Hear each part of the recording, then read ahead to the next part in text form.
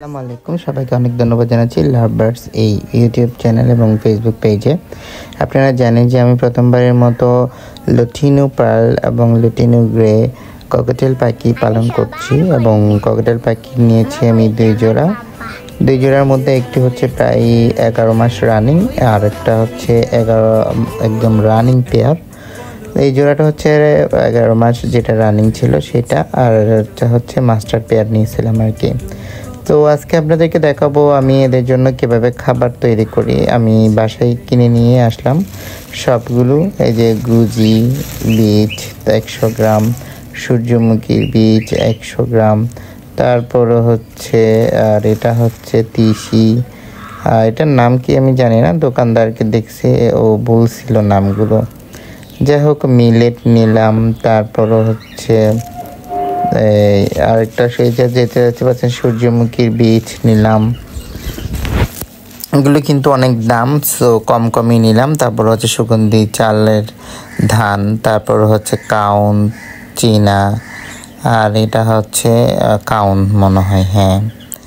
So সবগুলোই আমি পরিমাণ মতো প্রায় 200 গ্রাম 300 গ্রাম তিসি নিলাম, এগুলো নিয়েছি। এগুলো নেওয়ার পর আমি এটার সাথে আরও অ্যাড করছি, এটা হচ্ছে কাউন আর কি।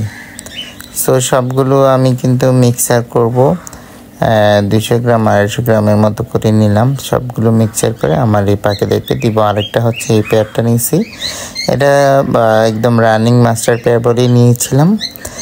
দেখুন তারা খুব আদর করছে, খুব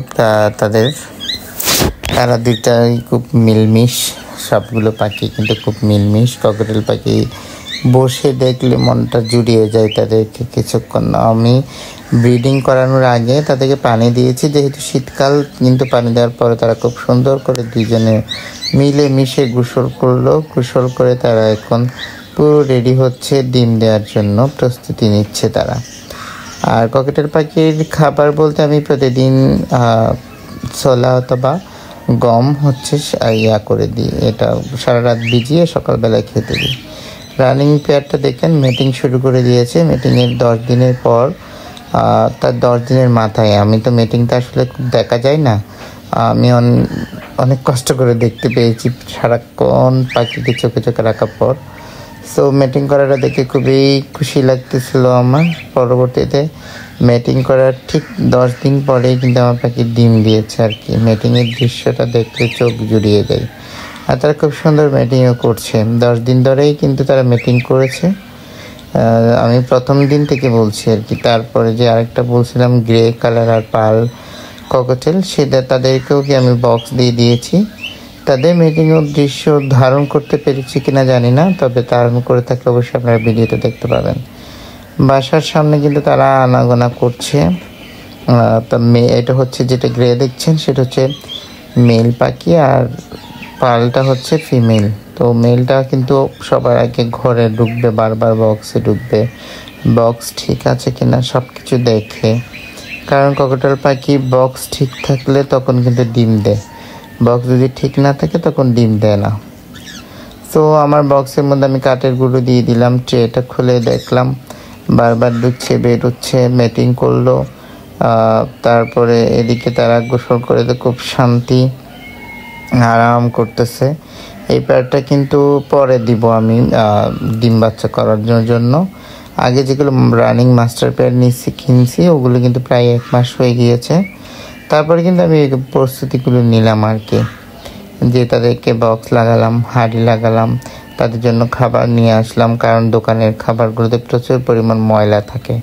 তো চেষ্টা করলাম নিজে থেকে সব কিছু করার, পাখির যত্ন নেওয়ার, কারণ ককটেল পাখির যত্ন নিলে আপনাকে প্রোটেকশনও ভালো দেবে। সো আমি এটাও দেখাতে পেরেছি। শেষ পর্যন্ত এরাও কিন্তু মিটিং করেছে। মিটিংয়ের এরা 11তম দিনেই কিন্তু বাচ্চা ডিম দিয়ে দিয়েছে। পরবর্তী আরেকটা ভিডিও আপনাদের জন্য করব ইনশাল্লাহ, কারণ এই ভিডিওগুলো করতে অনেক সময় লাগে।